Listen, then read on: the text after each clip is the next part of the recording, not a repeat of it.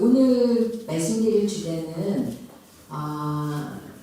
삼국시대에 열도로 진출했던 고대 한인들, 고대가 한반도에 살았던 한인들이 열도와 우리 이제 저는 반도라고 안 하고 이제 우리를 본토라고 하거든요. 저는 본토와 열도에 어떤 관계들이 있었는가, 그리고 그 흔적들이 열도에 얼마나 많이 남아 있는지 이것에 대해서 말씀드리려고 하는데요.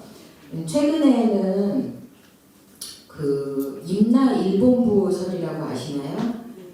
네, 그 임나라는 말이 혹시 어디에서 처음 나오는지 아시나요? 임나라는 단어가? 맞습니다. 예, 광개토 태왕릉 비문에 최초로 나온다는 거예요. 언제 400년 경자년조에 나옵니다. 임나가라 종발성이라는 그 유명한.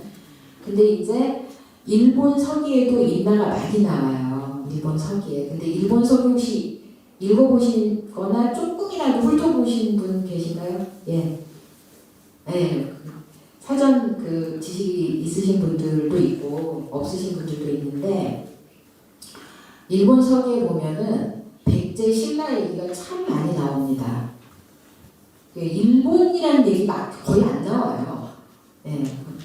그래서 이 일본 서기를 읽다 보면은 임나라는 말도 많이 나오고, 그 다음에 백제가 나오고 신라가 나오고, 백제 왕이 뭐 와서 무릎 꿇고 일본 천황한테 뭐 이 땅이 내 땅인데 제가 뺏어갔어요, 뭐 다시 뺏어다 주세요, 뭐 이렇게 애걸복걸 청원도 하고, 그 다음에 뭐 신라 왕을 뭐 죽여가지고 모래사장에다가 무릎을 꿇려서 그 파묻은 다음에 뭐 불태워 죽이고, 별 얘기가 다 나와요.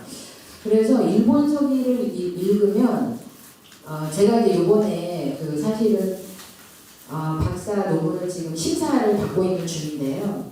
그 주제가 뭐냐면은 그 일본 서기에 나오는 임나가 뭐냐, 그리고 광개토 태양릉 비문에 나오는 임나하고는 어떤 관계가 있느냐, 그거에 대해서 썼는데요. 일본 서기를, 그래서 이제 일본 서기에 대한 내용입니다. 우리 일본 서기를 제가 공부한 바에 의하면 짧은 하나의 문장으로 일본 서기가 뭐냐, 뭐에 대한 이야기냐 하고 누가 저한테 묻는다면 일본 서기가 도대체 뭐야? 그 내용을 짧은 문장으로 한번 정리해서 얘기해봐 라고 저한테 누가 질문을 하신다면 저는 이렇게 말씀을 드릴 수 있을 것 같습니다. 일본 서기는 백제가 신라를 내쫓는 내용입니다.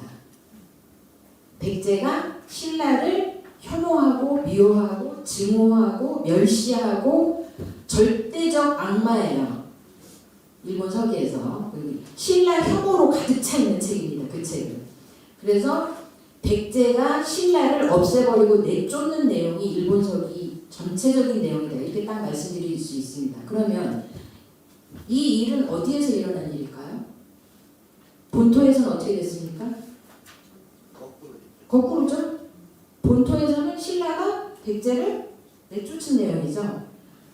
근데 일본 서기 내용은 백제가 신라를 없애버리는 내용입니다. 내쫓는 내용이에요. 결국에는 백제 세력이 정권을 가져가는 내용이거든요. 그렇다면 일본 서기에 등장하는 신라와 백제는 어디에 있었던 나라냐? 열도에 있었던 나라들이다. 본토에서 열심히 싸우던 세력들 중에 일부나 또는 대부분이나 또는 본토의 어떤 정치 패권 다툼에서 밀려난 세력들이 열도로 가서 또 싸웁니다. 패권전쟁, 정치적 패권전쟁을 열도에 가서 또 벌인 내용이에요. 그 내용이 일본 서기에 쓰여져 있는 내용이다. 이제 그 취지에서 이 열도로 간 한인들은 그런 취지에서 광개토 태양릉 비문에 나온 거하고 연관돼서 오늘 설명을 드릴 겁니다. 근데 이제 여기서 좀 백제를 좋아하시는 분들은 제가 이 강의를 2번인가 하고 여기 3번째인가 그런 거 같은데요, 제 기억에. 백제 좋아하시는 분들은 제 강의 내용을 굉장히 굉장히 아쉬워하고 답답해하고 만족 아니 하여튼 굉장히 불만을 가져서 질문을 하시는 분들을 제가 몇 번 봤습니다. 왜냐하면 그분들은 백제가 이제 대륙에 있었다고 생각하시는 분들이에요. 저는 그 주장과 생각에 대해서 반대하는 입장은 아니고요. 백제도 굉장히 큰 나라였기 때문에 저는 대륙과 본토와 열도에 백제가 걸쳐서 있었다고 보는 입장인데 그 대륙에 언제부터 언제까지 백제가 있었는지에 대해서는 제가 공부를 못했습니다. 근데 있었던 거는 분명해요. 왜냐하면 중국 고대 문헌에 요소 백제에 대한 이야기가 나오거든요. 백제가 요서에 진평군을 설치했다. 이제 고구려가 요동을 차지하니 백제가 요서를 경략했다. 이런 말들이 나옵니다. 그렇기 때문에 이제 고대 요동과 고대 요소가 오늘날 요동반도가 아닙니다. 오늘날 유순반도가 아니고 고대 시대의 요동은 또 다른 지역으로 저희가 이제 고대사 공부하는 사람들은 지명하고 있거든요. 잠깐만 격가지로 나와서 말씀드리면 오늘날 요동은 어딘지 아시죠? 여러분 지도를 보면은 이렇게 뾰족한 데 있잖아요. 그죠? 거기가 이제 요동반도잖아요. 그거는 오늘의 개념으로 요동반도인데 예를 들어서 이런 겁니다. 그 미국의 오늘날 서부가 어디입니까? 캘리포니아 연안 우리가 서부라고 하잖아요. 그죠? 근데 미국이 이제 독립전쟁을 하기 전에 그러니까 버지니아호로부터 이제 영국에서부터 이렇게 유럽 이주민들이 왔을 때 초창기에 미국 사람들 거기 아메리카 대륙에 정착했던 사람들이 생각했던 서부는 지금의 캘리포니아 연안이 아닙니다. 그때는 에팔레차 산맥을 그러니까 뉴욕이 있으면 뉴욕에서 이쪽으로 서쪽으로 조금 가면 산맥이 이렇게 있잖아요. 에팔레차 산맥 서쪽을 서부라고 했어요. 무슨 말씀인지 아시죠? 그러다가 미시시피강을 나중에 이제 그 나폴레옹으로부터 그 루이지애나가 지금 조그만 그 남부의 루이지애나가 아니라 이렇게 거대한 미국 중부가 다 루이지애나였는데 나폴레옹이 그걸 이제 팔았잖아요. 미국에다가. 그러면서 미시시피강 유역을 미국이 먹었잖아요. 그때부터는 미시시피강을 중심으로 미시시피강 서쪽이 미국 서부였어요. 그러다 나중에 이제 캘리포니아 쪽에 이제 금광 개발하면서 이제 그 열풍이 불면서 글로 쫙 이주해 가면서 거기까지 영토가 확장이 됐을 때 캘리포니아 연안이 미국 서부가 된 겁니다. 마찬가지로 그러니까 요동이라는 것도 오늘날 요동이 우리 그 이른바 중국이라고 하는 그 세력과 우리 민족하고의 경계가 처음부터 요동으로 경계된 게 아닙니다. 그러니까 중국 쪽에서 자기들이 동쪽으로 진출하면서 영토를 확장하면서 이렇게 요동 쪽으로 밀려온 거예요. 반대로 우리 쪽은 이제 고조선 제국이었다가 영토를 잃으면서 이제 고조선 제국이 이렇게 갈라지면서 뭐 5국 시대, 4국 시대, 3국 시대를 거쳐서 이제 1국 시대 됐다가 지금은 2국 시대가 됐잖아요. 그러니까 그런 식으로 영토와 경계가 정치적인 어떤 확장에 의해서 변해간 거예요. 저희 고대사 공부하는 분들은 우리 그 독립운동가 선생님들의 이렇게 홍범도 장군님을 비롯해서 그분들이 했던 고조선에 대한 그 사상은 지금 요동 개념이 아니었습니다. 이제 고대사 공부하는 분들은 그건 알고 있고요. 또 이제 백제에 대해서 공부하시는 분들은 그렇기 때문에 백제가 그 어딘가에 또 있었을 것이라는 그 이제 쪽으로 공부를 하시는 분들도 많이 계신데 오늘은 제가 이제 그 부분은 말씀드리는 게 아니고 또 제가 백제 그 초기 백제에 대해서 공부를 한 게 아니라 본토에서 삼국시대 때 열도와 어떤 관계를 맺었는지 그리고 현재 우리가 배우고 있는 그 영토적인 개념이 어떤 부분에서 그 저는 이제 식민사학자라고 얘기하지 않고 저는 전범사관이라고 합니다. 파시스트 전범사관. 이 전범사관에 의해서 우리나라의 그 고대사가 어떻게 이렇게 밑그림이 판이 짜여져 있는지 그것부터 설명을 한 다음에 자세한 얘기로 넘어가겠습니다. 이제 그 프롤로그를 먼저 말씀드리자면 우리가 배운 초중고에서 배운 그 고대사를 비롯한 조선사의 모든 것은 판일장 사람은 이분이십니다. 위대하신 스다소키치 1873년 1961년 요 분이 그 우리 역사의 그 밑그림과 큰 판을 짠 사람이에요. 이 사람이 스다소키치라는 사람이. 그래서 우리가 지금 배우고 있는 문헌사학은 그리고 초중고를 거쳐서 배우고 있는 문헌사학의 그 기본값은 뭐라고 얘기해야 되냐면 쓰다사학이라고 얘기하면 됩니다. 쓰다사학. 그 대한민국의 그 쓰다 소키치는 굉장히 존경하는 분이라서 감히 입에 못 올립니다. 이 주류사학에서. 제가 이제 예전에 이근우라는 분하고 부경대 지금 그쪽 가야사 그쪽 때문에 저희가 전쟁 중인데 그분을 개인적이 아닌 이제 토론회에서 만나서 이제 화장실 가는 사람 이렇게 제가 붙잡고 물어본 적이 있는데 그 쓰다 소키치가 너무 위대해서 감히 입에 올리는 저를 네가 감히 쓰다 소키치 같은 위대한 사상가를 네가 알아? 이런 식으로 저한테 질문을 하더라고요. 그래서 제가 이제 아무튼 그런 분입니다. 그 한일 역사학계의 초신성이에요. 태양 같은 분입니다. 이분이. 근데 이 사람의 쓰다 소키치 사학을 그 자기들은 다 속으로는 숙변하면서 또 겉으로는 안 그런 척하고 다 뭐 이론을 깼다고 얘기는 하고 있는데요. 어쨌든 이 사람이 주장한 게 일본 민족 단일 민족주의예요. 근데 동시대에 도리 류조라는 사람이 있었습니다. 이 사람은 일본 민족 호남 민족주의하고 지금 이 호남 민족주의를 주장했던 도리 류조도 똑같이 이제 침략 사고하는 건 마찬가지입니다. 이때 당시에는 이제 호남 민족주의의 핵심 뭐냐면 일본인의 형성에 그 반도인들이 많이 도레인들이라고 하죠. 우리가 많이 와서 일본 인구를 형성했기 때문에 우리는 조상이 각각 동조동군이다. 따라서 우리가 일본 제국주의가 조선을 병탄해가지고 먹어버려가지고 한 거는 고대 사회를 다시 복원한 것이니까 어색하고 너네들이 식민지가 된 건 어색하고 이상한 일이 아니야. 우리가 원래 조상이 같으니까 거북하게 안 받아들여도 돼. 라는 침략 이론의 선봉에 섰던 사람이 도리 류조예요.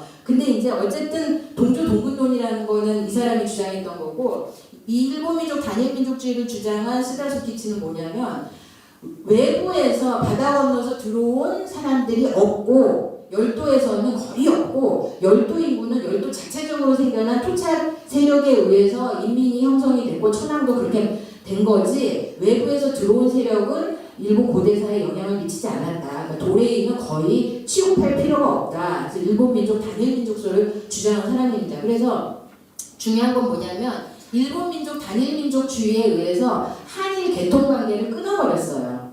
바다 건너서 수많은 고대 한인들이 열도에 갔다라는 그 유전적 관계성을 DNA 유전적 관계성을 절단을 내버렸습니다. 그래서 일본 열도 안에서 자체적으로 생겨난 거다. 이렇게 설명을 한 거예요. 근데 이제 전후에 전쟁이 끝나고 난 다음에 어떤 일이 생겼냐면 일본 지식인 사회에서 전쟁에 대한 반성, 전쟁을 일으킨 거에 대한 후회, 막 이런 반성이 막 일어나요. 일어나면서 이 두 사람 중에 도리 류조만 전범 사관, 그러니까 전쟁주의자, 그리고 제국주의자라는 혐오 이론, 동조동군 이론이 혐오 이론이라고 하면서 이제 학계에서 내장이 되고 이제 사라집니다. 저쪽 이론은.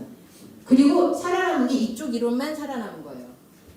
여기만 살아남았어요. 근데 이 사람이 이제 전후 지식인들 사회에서 어떻게 평가를 받았냐면 이 사람이 그 일본 서기에 보면 앞에 신대기가 나오고 그다음에 일대천왕, 뭐 신무천왕이 나오고 이렇게 쭉 나가거든요. 그러니까 신들의 이야기가 많이 나와요. 일본 서기 보면 고사기도 신들의 얘기. 그러니까 신은 사실 바다 건너 온 그 본토 고대 한인들이 다 신입니다. 사실은. 그래서 신하라는 건 일본 서기 고사기에 나오는 신하라는 것은 고대 한인들 열도로 간 고대 한인들을 내 대한 이야기가 신화로 다 나온 거예요. 근데 이제 그 신화는 다 가짜다, 페이크다. 그러니까 여러분 이걸 아셔야 돼요. 메타포하고 페이크는 다른 겁니다.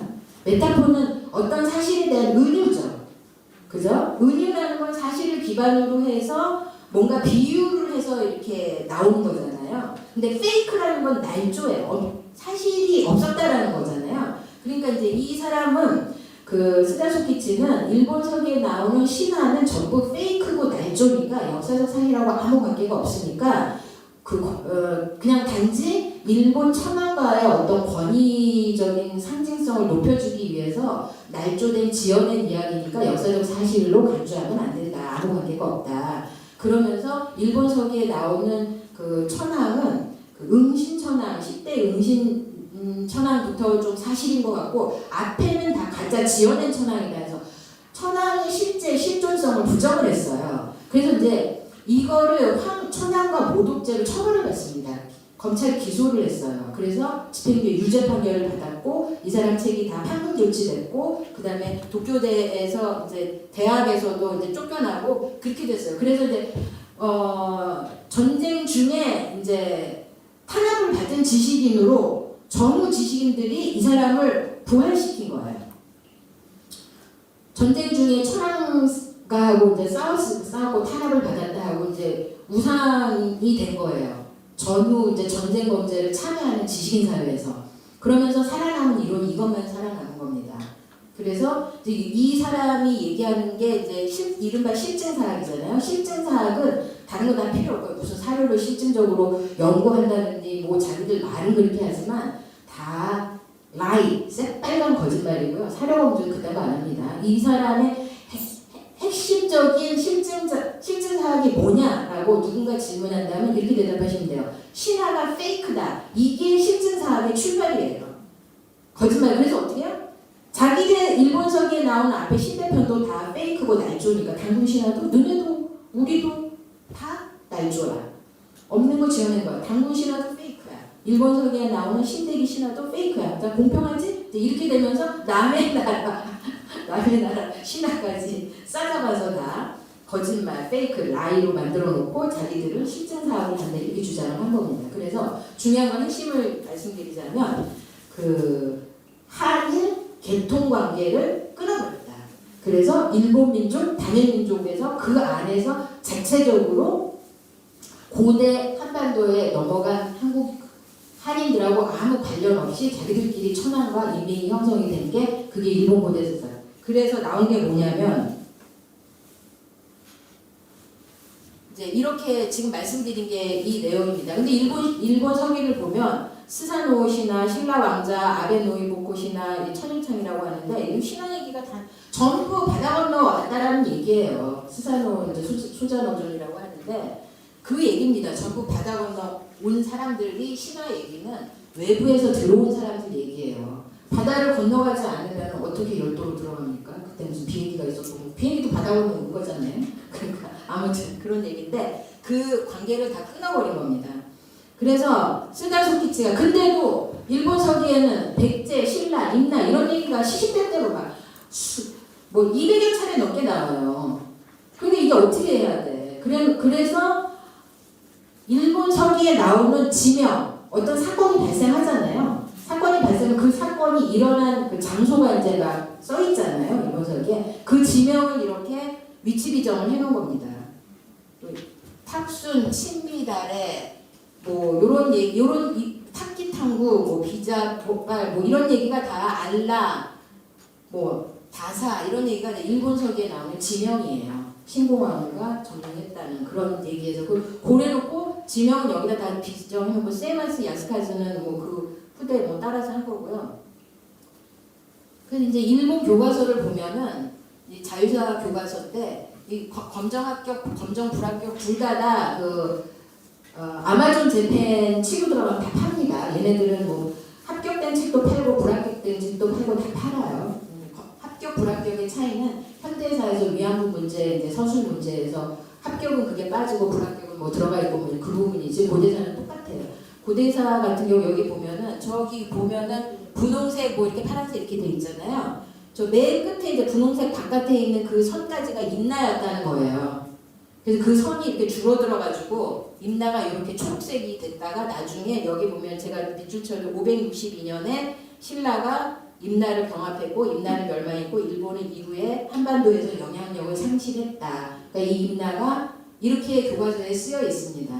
그러니까 일본이 임나를 세워가지고 임나가 가야라는 겁니다. 근데 그 가야에 임나를 세워가지고 이렇게 넓게 통치했다가 이렇게 차츰 영역이 줄어들었다가 결국에는 562년에 망해서 일본이 한반도에서 영향력을 상실했다. 이렇게 써있고 불합격도 마찬가지예요. 562년에 임나를 병합하고 한반도에서 일본은 발판을 잃게 된다. 이렇게 기술하고 있습니다. 그 여기 보면은 그래서 이제 뭐 현재 상황이 그렇다는 거고 이제 여기까지가 프롤로그였고요. 그렇다면 이제 현재 상황이 그래요. 이제 고대 그 일본 서기에 나오는 모든 지명들이 한반도 남부의 가야 지역에 지명 비정을 하면서 일본 교과서에서는 그 임나는 가야고 그 임나에 대한 왜냐하면 임나라는 말이 일본 서기 엄청나게 많이 나오기 때문에 그래서 거기에 고대 일본이 한반도 남부까지 강한 영향력을 행사했다가 나중에 이렇게 망했다 이런 식으로 이제 선술되어 있다는 얘기죠. 현재 그렇게 교과서에 대부분 선술이 되어 있습니다. 근데 이제 고대 외가 아까 이제 그 도리 류조가 동조 동근인데 이제 지금은 사라진 이론이라고 했잖아요. 그리고 이제 그 이론도 역시 침략 이론으로 당시에 활용됐던 건 맞습니다. 근데 이제 다시 우리가 현대로 돌아와서 요즘에는 인류 유전학이라는 게 있습니다. 그래서 게놈을 분석하잖아요. 그래서 바이올로지컬 DNA를 채취를 해서 여러 학자들이 인류 유전학자들이 연구한 결과를 봤을 때 현재 본토 일본 일본 열도에서 그 열도의 일본인하고 우리 한국인들하고 얼마나 유전자적으로 가까운지에 대한 연구 결과들이 많이 나와 있는데요. 먼저 소개할 게 하니하라 가즈로라는 사람이 연구한 거에 대해서 말씀드리겠습니다. 고대 일본에 이주한 도레인의 추계 연구. 이거 영어로 Estimation of the Number of Early Migrants to Japan. 이거 그대로 치시면 구글에다 이거 그대로 치시면 이 논문 전체 다운받아 보실 수 있어요. 요거를 영어로 그대로 구글에 가서 요거 입력하시면 바로 논문이 뜹니다. 그래서 누구나 이 논문을 다 볼 수 있습니다. 그러니까 요거 이게 1987년에 영문으로 나온 논문인데요. 이걸 아셔야 돼요. 여러분 그 일본사는 시대 구분을 어떻게 하냐면 조몬 시대, 야요이 시대, 고훈 시대 이렇게 하거든요. 근데 이제 조몬은 지금 조몬인에 대한 그 추정 연구는 아직 그 확실히 연구된 바가 없고 왜 그러냐면 전 세계에서 제일 오래된 토기가 열도에서 나왔어요. 그게 조몬 토기라고 해요. 조몬 토기. 줄무늬 토기인데 그게 열도에서 나왔거든요. 조몬 토기가 세계에서 제일 오래된 토기라고 지금 알려져 있는데 어쨌든 이 조몬인이 어디에서 왔는지에 대한 연구는 아직 지속적으로 되어 있고 이것이 아직도 압도적인 학설로 확정된 바는 아직 없는 걸로 알고 있고요. 그 열도에서 나온 조몬 토기와 약간 그것보다 연대가 조금 후대로 떨어진 그런 비슷한 토기가 한반도 남부에서도 나온 게 있기 때문에 이거의 유사관계와 친연성 관계가 어떻게 되는지는 아직도 연구 과정에 있습니다. 근데 야요이 시대는 서기전 3세기부터 서기 3세기까지의 시기를 야요이 시기라고 해요. 보통. 근데 이 시기를 농경, 그러니까 수도작 농경이라고 하죠. 물을 대가지고 하는 그 농경이 시작된 시기를 야요이 시기라고 합니다. 근데 이 야요이 시기에 최초로 수도작 농경이 어디서 시작됐냐면 지도를 머릿속에서 좀 그리셔야 돼요. 열도 지도를. 우리 쪽으로 대마도 건너서 이렇게 딱 있는 게 거기가 규슈죠. 규슈 북부가 후쿠오카인데 거기서부터 농경이 시작이 돼요. 그러니까 우리가 농경을 전해준 거죠. 전해줬다기보다 그냥 집단 이주한 거예요. 이민 집단 이주. 거기서 왜 일본은 시대 구분을 왜 이렇게 하냐면 이 사람들 우리는 이제 시대 구분을 앞부분 선사 시대를 할 때 구석기, 신석기 인간이 다루던 도구에 의해서 시대 구분을 하잖아요. 구석기, 신석기, 그 다음에 청동기, 철기 이런 식으로 도구적 구분을 하는데 이게 좀 순차적으로 나오잖아요. 근데 얘네들은 청동기, 철기가 막 한꺼번에 나와요. 왜 그럴까요? 여기서 살던 사람들이 청동기, 철기를 그냥 다 가지고 그냥 이사를 갔기 때문에 동시에 나오는 거예요. 그거를 박제 동기라고 하는데, 그러니까 그냥 이사할 때 원래 이미 만들어진 제품을 그대로 가지고 간 거예요. 그러니까 똑같은 게 나올 수밖에 없고 청동기, 철기가 막 무작위로 같은 곳에서 막 나올 수밖에 없는 거예요. 그래서 따로 구분을 안 해요. 청동기, 철기를. 우리는 청동기, 철기 이렇게 구분을 하는데 여기서 그게 불가능해요. 그래서 야요이 시대라고 하고 야요이 시대가 3세기에 끝나면 그 다음부터는 3세기 중반부터 끝나고 그 다음부터는 고훈 시대가 시작된다고 하는데 우리말로 이게 고분이에요. 무덤 시대, 고분 시대, 일본 말로 고분 시대 이렇게 얘기하거든요. 근데 이게 왜 그러냐면 갑자기 대형 무덤이 나타나기 시작해요. 다 열도 전역에서 여러분 혹시 그 사진 같은 거 이런 거 뭐 큰 일본에 있는 어마어마한 무덤 같은 거 그런 거 있잖아요. 그게 막 등장하는 시기예요. 7세기까지가. 그래서 이제 고분이 우후죽순 여기저기에서 열도 전역에서 등장하는 시기다 해서 고분 시대라고 합니다. 그럼 여러분 이제 이런데 이제 이 사람들이 이제 이 하냐라 가즈로가 얘기한 거는 얼마나 많은 도레인들이 왔을까? 외부에서 들어왔을까? 누구 대비해서? 종몬인 대비해서 종몬인을 토착인으로 본 겁니다. 그래서 종몬인을 일로 잡았을 때, 종몬시대 일로 잡았을 때 야요이 시대부터 고분 시대까지 종몬인을 일로 잡았을 때 야요이 시대부터 고분 시대까지 얼마나 많은 사람들이 열도 밖에서 들어왔을까? 그래서 열도의 인구 형성에 어떤 역할을 미쳤을까를 이 사람들이 하냐라 가즈로라는 사람이 추정해서 계산한 겁니다. 추계라는 거는. 그래서 이걸 보시면 여기 보면은 애니얼 그로스하고 레이트가 있죠. 0.1, 0.2, 0.3, 0.4.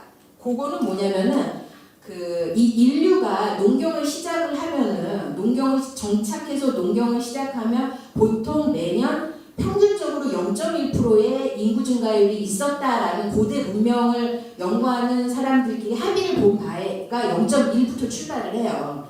그러니까 수렵 채집하고 떠돌이 생활을 하다가 정착을 해서 농경 생활을 하면 인구가 증가합니다. 아무래도 그렇겠죠. 예, 곡식을 먹고 이제 재배를 하면서는 인구가 이제 증가해서 신석기 시대부터 농경이 시작이 되는데 그때부터 매년 0.1%의 인구 증가율이 있을 거라고 해서 0.1%를 곱하는 거예요. 근데 나는 0.1%가 아닌 것 같아. 그러면 의무적으로 나는 0.2 할 거야. 0.2 아니야. 나는 0.3 할 거야. 0.3 이렇게 해서 0.1로 시작해서 0.2, 0.4, 0.4를 이렇게 매년 인구 증가율을 이렇게 선택 옵션을 만들어 놓은 거예요. 이게 하냐라 가즈로가 만들어 놓은 겁니다. 이 사람이. 그리고 이니셜하고 파이널이라고 했는데 이 이니셜이 75,800이라는 종원 인구가 있었다는 얘기예요. 이걸 일로 본 거예요. 근데 이거는 뭐냐면 하냐라 가즈로가 한 게 아니라 다른 고고학자가 이제 집터가 나오잖아요. 유적하고 집터가 나오면 거기에서 이제 수집을 해가지고 대충 요 정도의 집터에서 몇 명이 살았을 것이다 이제 이런 거를 추정을 해가지고 어느 지역에 대규모의 집터가 나오면은 대충 인구가 어느 정도 살았을 것이다는 다른 고고학자가 추정을 해서 조선 시대의 인구가 75,800이라고 이니셜을 잡은 거랑 조금 다르죠. 어떤 사람은 163,300이라고 잡은 거랑 이렇게 다르게 잡아놓은 거예요. 그래서 하냐라 가즈로가 그 수치를 가져다가 쓴 거예요. 써서 맨 끝에 보면 여기 보면 1대 26 이렇게 나오죠. 여기 이제 계산을 한 거예요. 계산 수식은 뒤에 나오는데 0.2로 했을 때 조몬인을 1로 봤을 때 들어온 사람이 9.6 이렇게 된 겁니다. 1대 26. 여기 1이 조몬인이에요. 이건 증가율이고 그렇게 해서 계산을 한 겁니다. 그래서 계산 수식은 이제 그래서 아까 이제 말씀드린 대로 고야마 슈조라는 사람의 고고학자가 추정한 조몬시대 말기 인구가 75,800명인데 이렇게 해서 고은 시대 인구가 539만 명 이렇게 해서 이제 산출을 한 거예요. 그래서 이게 수식입니다. 논문에 이 수식이 자세하게 나와 있고 저 이 수식을 이해하지 못해가지고 다른 이공계 우리 연구원분한테 물어봤어요. 이 n이 뭐고 이거 뭐고 이렇게 해서 계산을 했더니 이공계 다니는 이공계 계산기 있죠? 그 계산기로 이 수식을 도입하니까 딱딱 나오더라고요. 주변에 물어보세요. 저도 물어봤습니다. 그래서 아무튼 하냐라가 조몬계 대 도랭기 인구 비율을 이 사람은 1대 8.6으로 봤어요. 그래서 너무 놀란 거죠. 그래서 대략 1대 9 또는 2대 8 그러니까 10명 중에 8명이 외부에서 들어왔다는 거예요. 열도 인구의 형성이 그렇게 됐다는 거죠. 그래서 하냐라가 너무 놀래서 이거는 예상을 넘는 수의 도랭이 일본으로 들어왔다라고 이거는 뒤에 앱스트랙에 조그맣게 일본어로 써놨더라고요. 이 사람이. 앱스트랙 전체는 영어로 썼는데 그 일부분은 일본어로 되게 놀랬나 봐. 너무 놀라가지고 여기 이게 써놨더라고요. 그러니까 고대의 야요이 시대부터 고운 시대까지 외부에서 들어온 인구가 80%라는 얘기죠. 또는 90%. 근데 이제 그거는 이제 어디까지나 타냐라 가주로의 연구는 추정이고 추정이잖아요. 근데 이제 그러면 정말로 DNA를 연구한 사람들의 연구 결과는 어떻게 되냐? 이제 오몬토 게이치라는 도쿄 대학의 인류 유전학자가 얘기한 건데요. DNA 데이터 세계 25개 집단 계통 관계를 보면, 아이고, 여기 보면은 한국인 본토라는 건 뭐냐면은 그 오사카 나라 고 지역 있죠. 교토, 나라, 오사카 거기가 이 사람들은 일본의 심장이라고 생각하거든요. 거기가 이제 야마토 왕권, 지금 천황가, 교토, 나라, 오사카가 거기가 기내 지역이라고 하는데 기내, 오사카, 나라, 교토를 일본의 그 역사적인 중심이 생긴 지역이 거기라고 봐요. 근데 우리는 거기가 아니다. 어디다? 규슈다. 제일 먼저 모든 게 문명이 발생하고 문물이 발생하는 거여서 한반도에서 규슈로 들어와서 규슈에서 오사카로 간 거다. 근데 여기서 이제 벌써 사관을 부딪히죠. 근데 오사카, 나라, 교토를 중심으로 사관을 만든 사람이 누구? 아까 말한 쓰다 소키치. 왜? 들어온 사람이 없으니까. 그러니까 열도의 심장부인 오사카, 나라, 교토에서 천황이 나오고 거기서부터 모든 게 다 열도 전체로 퍼져나가는 건데 여기서부터 지역적으로 다른 겁니다. 그래서 보면은 지금 1500년이 지났는데 오사카 나라에 있는 일본인하고 우리하고 전 세계의 유전자 중에 제일 같아요. 보시면 알겠죠? 몽골인도 오히려 멉니다. 그래서 이거는 이 사람들이 1500년 전에 이제 고운 시대가 끝나는데 그때의 야요이 시대부터 고운 시대까지 우리 본토에서 열도로 넘어간 어마어마한 많은 이주민들을 이 사람들 도레인들을 자기들 이 역사의 과정에 인정을 안 하는 거예요. 이 사람들이 인정을 안 해요. 그러면서 이제 역사가 꼬이게 되는 겁니다. 모든 한일 관계의 역사가 이걸 인정을 안 하기 때문에. 그리고 인정을 하더라도 어떻게 주장을 하냐면 야요이 시대는 수도장 농경이 우리 한반도에서 들어간 게 너무나 분명하니까 지토도 똑같거든요. 울진이나 이런 데서 나오는 거하고 거기 규슈에서 나오는 거하고 한우, 지토, 모양 뭐 똑같아요. 판박이야 판박 붕어빵처럼. 그러니까 그건 다 인정을 하는데 고은 시대부터 나오는 것 같다 이래요. 그 사람들이. 한 명도 안 갔다. 왔더라도 조금 왔고 별로 열도 인구 형성에 영향을 미치지 않았고 다만 조몬 시대의 사람들이 야요이 시대에 건너온 그 한반도에서 건너온 사람들하고 열심히 많이 해가지고 애를 많이 낳았다. 그래서 인구가 팍팍 는 건 애를 많이 낳아가지고 인구가 는 거지 밖에서 들어온 게 아니다. 이런 얘기를 하는 겁니다. 그래서 거기서부터 이제 어긋나기를 시작하는 거예요. 그래서 여기 보면 국립유전학연구소 사이토 나우야를 보시면은 여기 보시면 여기 재패니즈하고 코리안하고 붙어있죠. 오히려 몽골리안하고 저 아이누하고 뭐 여기 베이징이에요. 또 오히려 멉니다. 이 둘이가 제일 가깝죠. 그리고 이거는 2021년 네이처지에 실린 청동기 시대의 농경 확산의 결과입니다. 여기 보시면 요거 그대로 구글에 치시면 이 논문도 다 보실 수 있어요. 다 나옵니다. 여기 보면 여기 연두색 표가 있죠. 이게 청동기예요. 요게 똑같이 여기를 이렇게 간 겁니다. 여기도 요게 오히려 이게 북부는 오히려 건너간 게 없죠. 여기는 여기 연두색하고 여기하고 똑같죠. 그 여기서 나오는 것들이 여기서 그대로 나옵니다. 근데 이거에 따라서 이 사람들 언어학자들이라서 언어의 전파가 이렇게 됐을 거라고 추측을 하는 거예요. 그래서 이제 그러면 인류 유전학의 결과를 우리가 어디다 적용시켜야 할까요? 문헌 연구에다 적용을 시켜야 되고 금성문 연구에 적용을 시켜야 된다. 다시 말하면 고대의 왜는 한인이다. 한인이 열도로 이주해서 이사를 간 거예요. 그러니까 바이올로지컬 DNA가 같은데 뭐가 달라지는 거냐? 이제 공간이 분리가 되기 때문에 소셜로지컬이 좀 달라지는 거죠.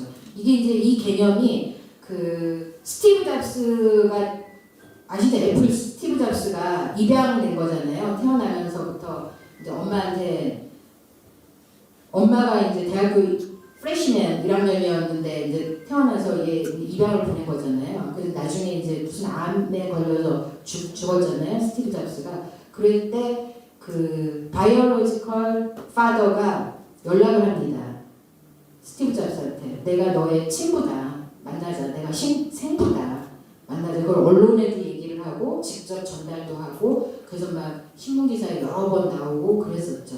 근데 스티브 잡스가 1절 이런 방도 노 코멘트 했어요. 단 한 번도 죽기 전까지 친구를 거론한 적도 없고 입에 올린 적도 없고 당연히 만난 적도 없습니다.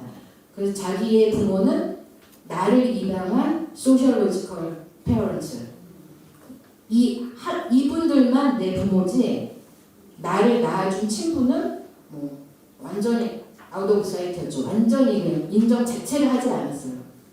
그래서 우리가 이 문제에 대해서 DNA가 같다고 해서 우리가 지금 남북한이 DNA가 같은데 뭐 이렇게 천하의 줄도 없는 원수가 돼 있지 않습니까? 정치적, 국제정치적, 뭐 내부적, 정치적 여러 가지 이유로 인해서 이렇게 참 복잡한 관계에 놓여 있잖아요. 이걸 뭐 줄이지도 못하고 살릴 수도 없고 이걸 어떻게 하냐. 적대적으로 가자니 너무 힘들고 또 막 하염없이 안아주자니 이것도 아닌 것 같고 정말 이게 복잡한 관계가 되는데 이때 당시도 수많은 사람들이 여기서 건너가서 열도에 정착하면서 제가 생각하기에는 말도 같고 문화도 같고 DNA도 같지만 세월이 흐르면서 정치적인 어떤 분쟁과 패권 다툼이 일어나면서 여러 가지 복잡한 관계에 놓이게 됐다. 이거를 이해하고 고대를 봐야 우리가 이 지명 문제라든지 역사 문제를 해결할 수가 있다. 이렇게 보는 거죠. 그래서 최초의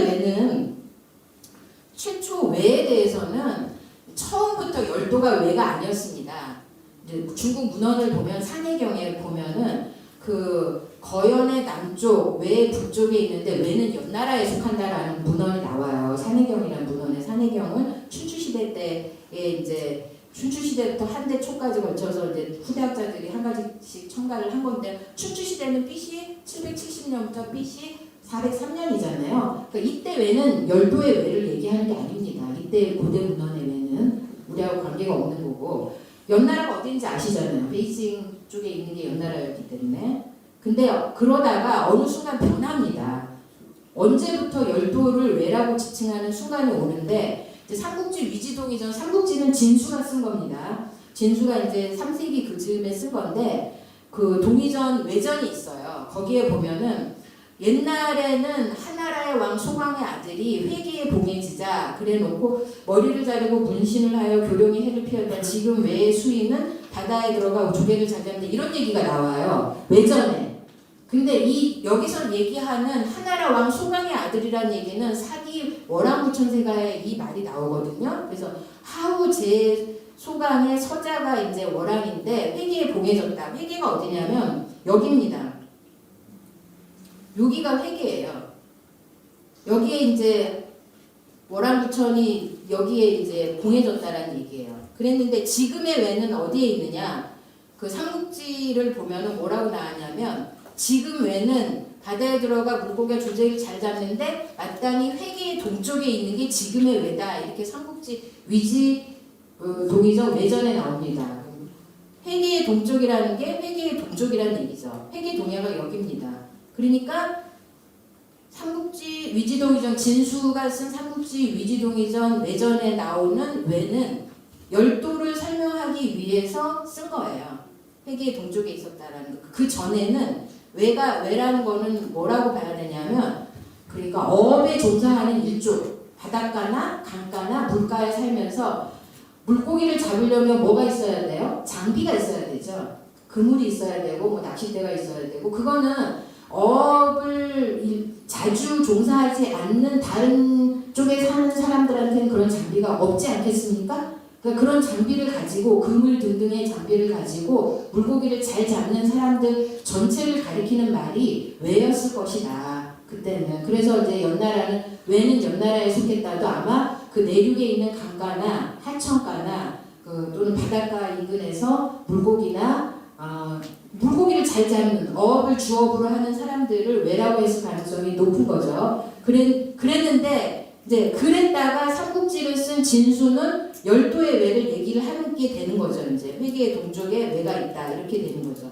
그래서 근데 이제 그 후한서 선비전에도 이제 외인들이 물고기를 그물로 잡는데 능하다는 소리가 외인이 나오면은요 물고기를 잡는다는 얘기가 같이 따라 나와요. 외인이라는 그러니까 열도의 외를 말하기 전에 문헌에는 외가 물고기를 같이 잡는다라는 말하고 같이 나옵니다. 그래서 그때 고대 외는 그러니까 열도의 외를 따로 이제 그 외라는 게 개념이 형성되기 전에 고대 외는 물고기 어업에 종사하는 인족 집단을 외라고 했겠죠.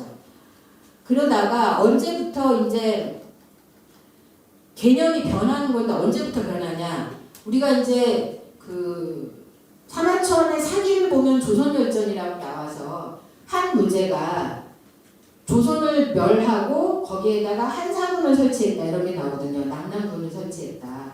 근데 이때 한무제가 멸망시킨 조선은 위만조선입니다.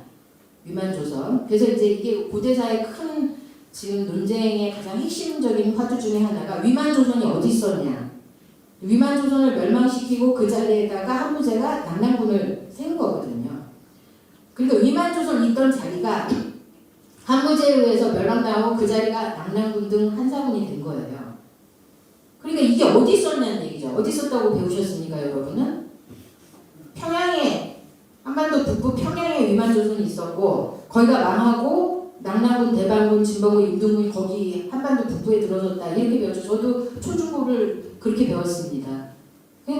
과연 그럼 한무제가 평양까지 와가지고 요동을 거쳐서 압록강을 거쳐서 와가지고 위만조선이 거기 있었다는 얘기 아니란 얘기입니다. 아니란 얘기를 이제 어쨌든 이 그 한무제의 위만조선 얘기가 후한서 동열전 외전에 나와요. 외는 한의 동남쪽 큰 바다 가운데 있고 산이 많은 섬에 위치하고 무릎 100여 개의 나라고 무제가 한무제입니다. 조선을 멸망시킨 이 조선은 위만조선입니다. 당군조선이 아니에요. 위만조선을 멸망시킨 후에 사역을 이용하여 한과 통한 것이 30여 개 나라다. 이때부터는 열도 외를 얘기하는 거예요.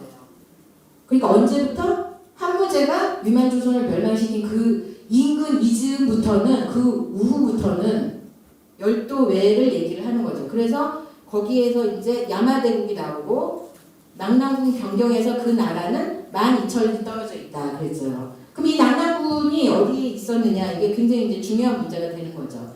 그래서 이제 외는 이렇게 개념이 변화했고 그리고 이게 이제 구당서 동의전을 가면은 일본전이 있어요. 근데 구당서 동의전에는 외국전도 있고 일본전도 있고 두 개가 있습니다. 외국전, 일본전.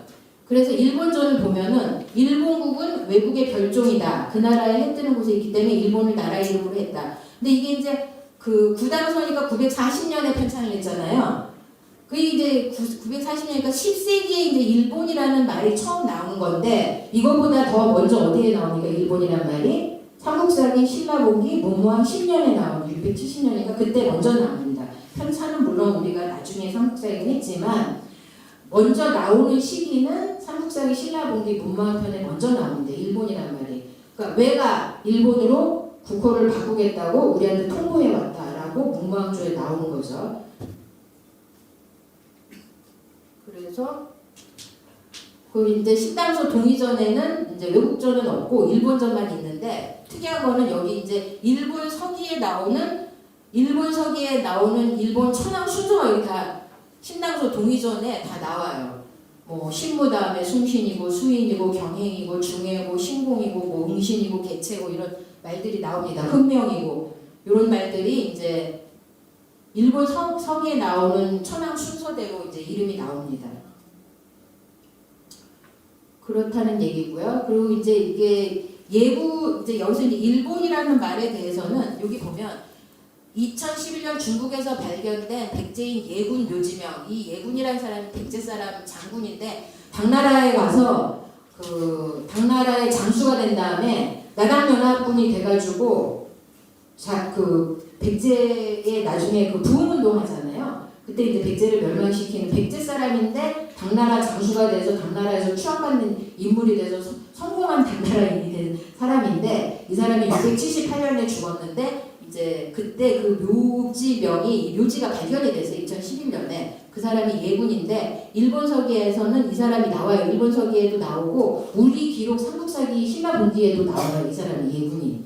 그래서 이 사람이 나중에 강화협상을 벌인 걸로 보여요. 제가 보기에는 663년에 그 백총강 전투 그 백제 부흥운동 일어나잖아요. 그때 이후로 이제 이 사람이 이 일본에 건너가서 천지 태무를 이제 만나는데 여기 묘지명에 보면 뭐라고 나오냐면 성상께서 이건 당나라 황제예요. 기뻐 찬탄하시면서 이제 김일제의 반열과 같다. 김일제와 똑같은 사람이다. 김일제가 흉노인데 한 무제의 신하가 됐잖아요. 그래서 공을 세웠잖아요. 한 무제의 충신이 됐잖아요. 김일제가 그거와 똑같은 사람이다. 예군이. 그래서 그 영화로운 반에서 이렇게 해서 막 이제 앞에 이제 찬양하는 말을 막 써듣고 이때 일본의 남은 무리가 부상에 의거하여 징벌을 필에 달아났다 그랬어요.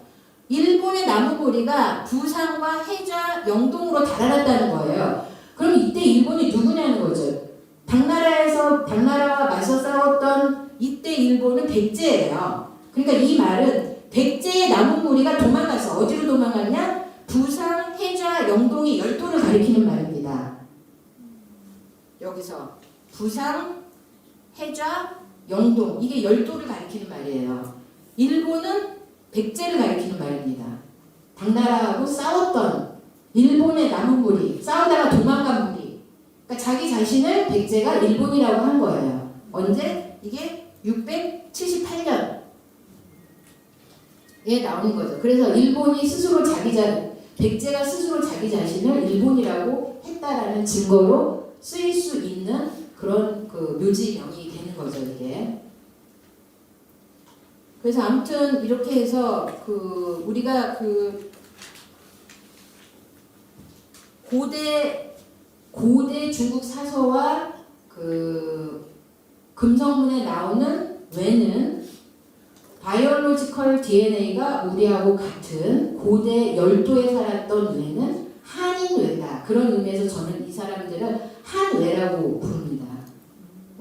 우리랑 DNA가 같다. 그거는 여러 가지 과학적 연구 결과에 의해서 밝혀지는 바이다. 그래서 그 일본 서기는 야요이 시대와 고훈 시대에 있었던 일을 쓴 거예요. 그 일본 서기라는 것 자체가.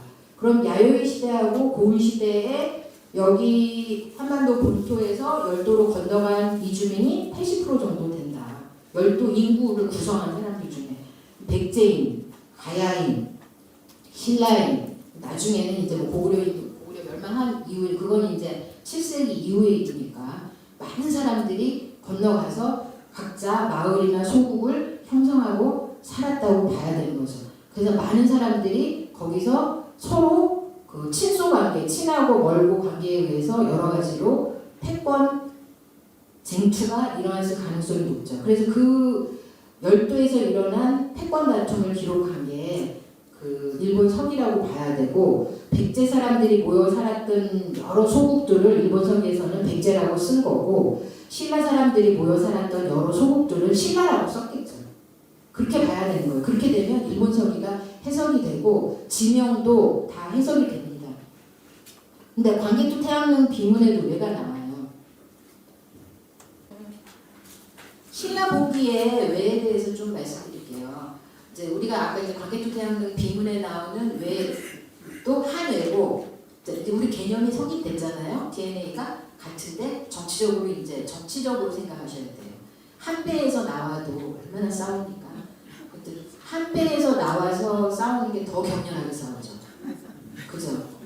우리가 이제 무슨 뭐 대재벌가의 상속권 분쟁도 다 형제들의 난이잖아요. 그렇게 이해를 하시면 됩니다.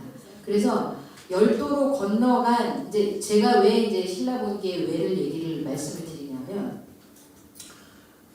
아까 말씀드린 한국사 데이터베이스에 가셔가지고 가면은 삼국사기가 나와요. 삼국사기에 들어가셔서 그 검색란에 왜라고 쳐서 치면 관련 기사가 쫙 떠요. 요즘 공부하기 좋은 세상이에요. 그러면 그 왜가 누구만 공격해요? 신라만 공격해요. 가야를 공격하는 것도 아니고 백제를 공격하는 거 아니고 아주 주거를 하고 신라만 공격하는데 너무 이상한 게 이 외가 또 보통 외적이나 외구라고 하면 들어와가지고 식량을 약탈하고 또는 이제 노예로 쓸 사람들을 잡아가지고 가면 되잖아요. 그죠? 식량하고 뭐 금은보와 귀중품을 털어가지고 사람까지 이제 노예로 쓸 사람까지 해갖고 배를 가면 되잖아요. 안 가, 얘네가. 안 가고 심지어 배를 놔두고 여러분 이제 전쟁사에 관심 있으신 분들은 배를 타고 와가지고 배를 놔두고 내륙으로 들어가는 게 안전할까요? 안전하지 않을까요? 안전하지 않아요. 왜? 배를 지키는 일군의 병사를 따로 나눠줘요. 왜냐면 배 불타면 어떻게 해요? 그러면 여기 이쪽에 있는 사람 쪽수가 많겠어요. 배 타고 건너온 사람들 쪽수가 많겠어요.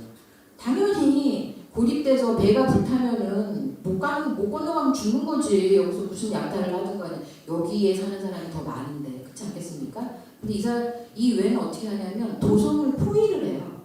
5일씩 포위를 하고 열흘씩 포위를 하고 이건 이상한 거죠. 이거는 뭔가 바라는 게 있는 사람들이에요. 뭘 바랄까 얘네들이 도대체. 왜 배를 놔두고 내륙으로 돌아와서 물론 멀지 않지만 도성을 포위한 다음에 안 가고 5일씩 10일씩 포위를 해. 이게 무슨 뜻인가요? 이거는 반드시 왕을 잡아서 무릎을 꿇린 다음에 너 나한테 조공을 바쳐 내 밑으로 들어와 이거거든요. 즉 정권을 바꾸겠다는 의지예요. 이거는 그러니까 그냥 노략질을 하는 도적이 아닌 거예요. 이외는 목적이 있는 겁니다. 누가 왜 뭐 때문에 이렇게 와가지고 신라만 이거 검색해 보세요. 그러면 거의 기사가 다 나오거든요. 그래서 이 보면은 이제 제가 이렇게 쭉 써놨거든요. 근데 이제 요 와중에 누가 나오냐면 신라 공기에 히미꼬라고 나와요. 히미꼬는 일본말이고 한문으로는 비미오죠. 언제? 8대 왕 아달라 이사금 20년 173년 여름 5월에 외의 여왕 히미꼬가 사신을 파견하여 예물을 보냈다. 요게 여러분 이제 신라 공기가 있고 고구려 공기가 있고 백제 공기가 있잖아요. 고구려 공기에는 외가 안 나와. 예. 검색 들어가서 해보세요. 안 나와요. 외가. 없어. 만난 적이 없어 고구려는. 백제 공기에는 언제 외가 처음 나오냐면 아시나 때 나와요. 아시나. 이상한 거죠. 그래서 제가 이걸 막 찾아봤어요. 이거 왜 이런 거. 근데 광개토 태양궁 비문에는 외가 많이 나오거든요. 근데 고구려 공개는 안 나와. 그래서 이게 어떻게 된 건가. 그러면서 이제 아달라 그리고 이때 이제 히미꼬 얘기는 언제 나오냐면 아까 얘기한 삼국지 있잖아요. 삼국지 위지동의전 외전. 그 다음에 후한서 동의전 외전. 거기에 이 비묘 얘기가 나와요.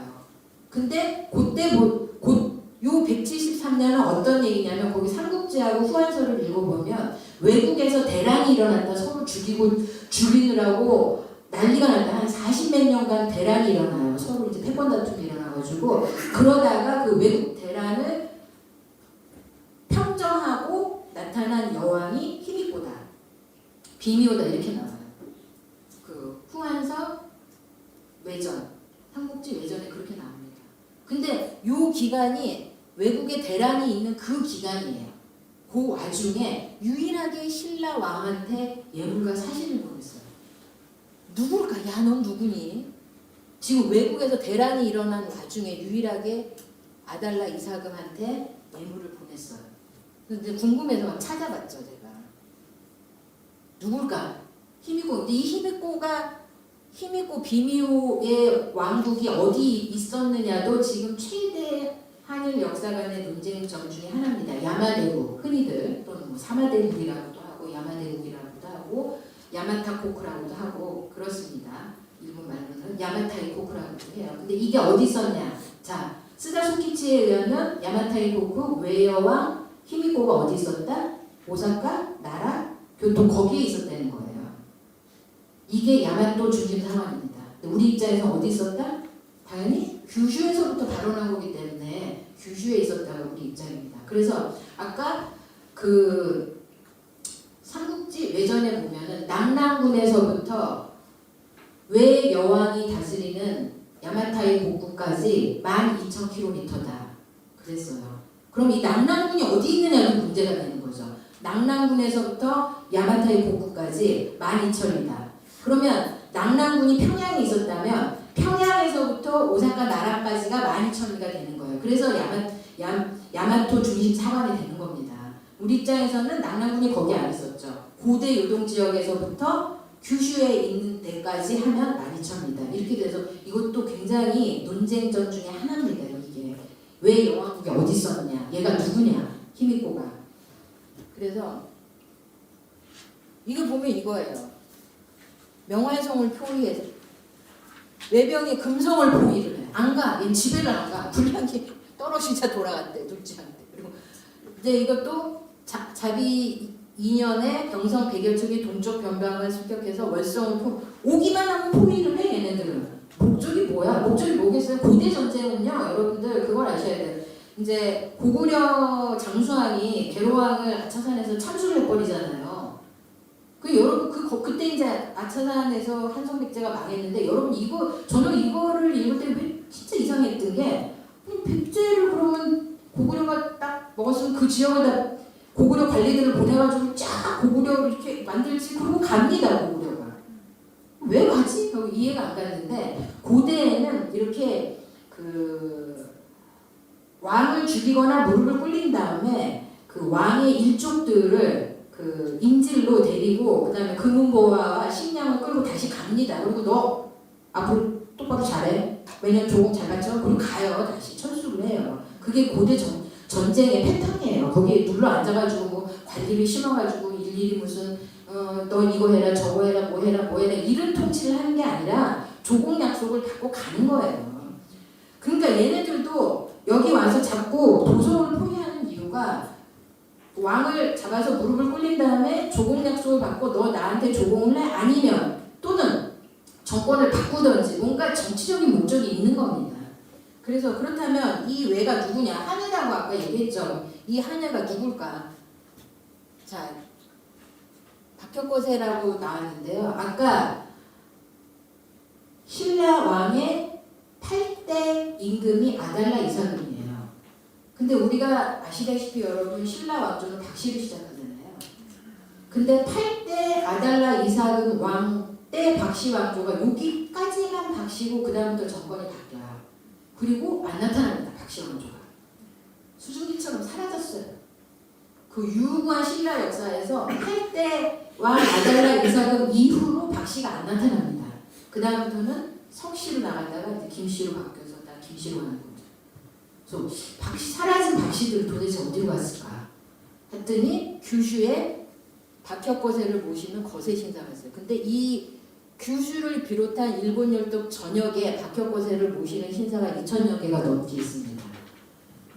자, 정권 쟁탈전에서 집단 쟁탈전에서 정치적으로 밀린 세력들이 열도로 갔을 것이다.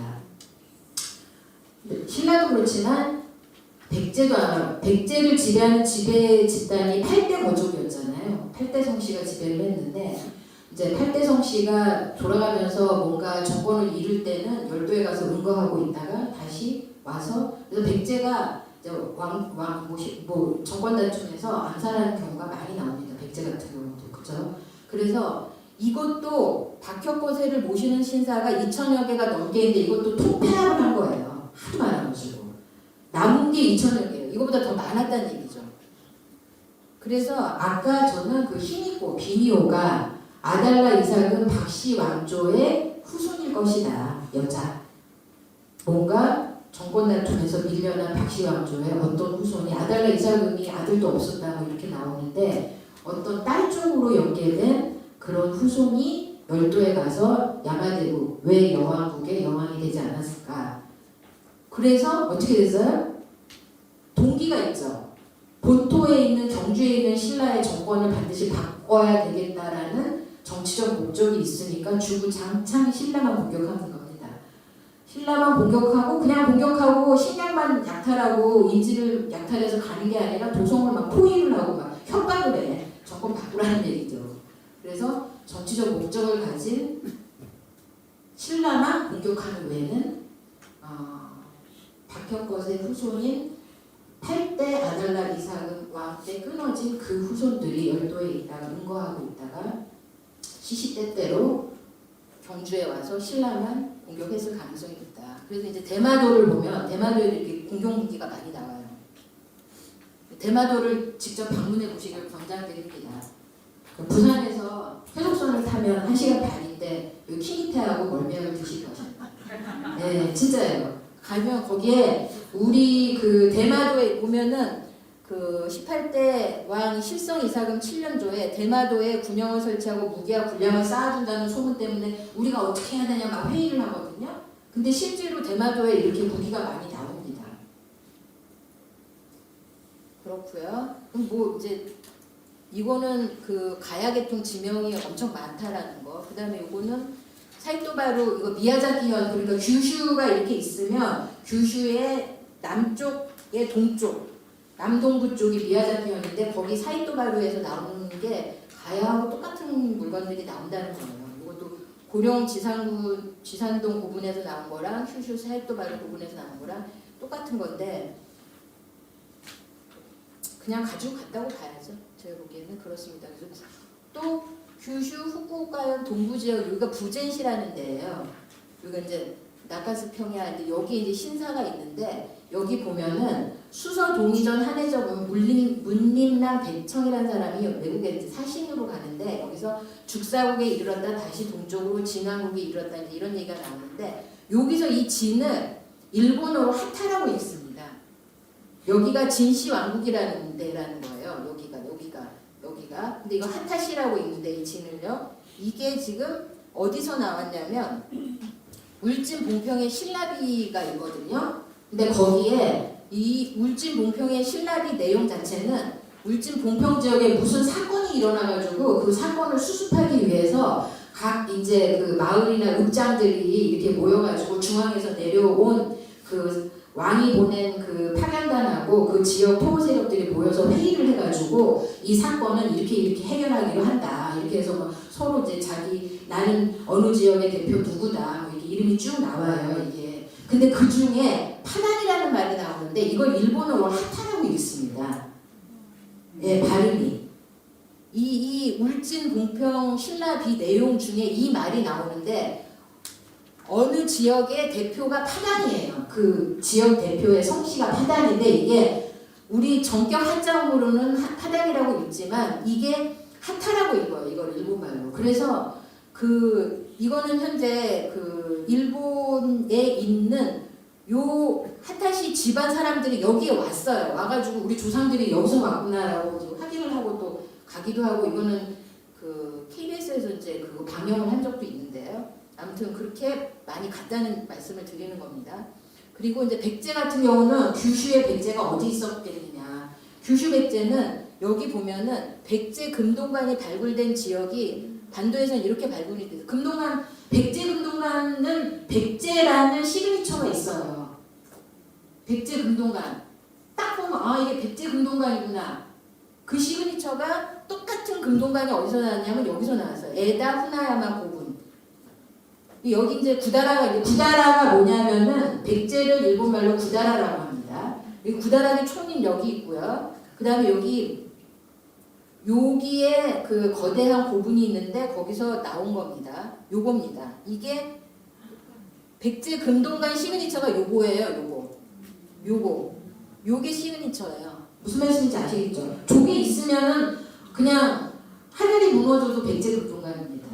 그러면은 자, 우리가 이제 담노라고 하죠. 백제, 담노 들어보셨죠? 그러면 그 금동관이 나온 지역은 담노라고 봐도 무방하겠죠.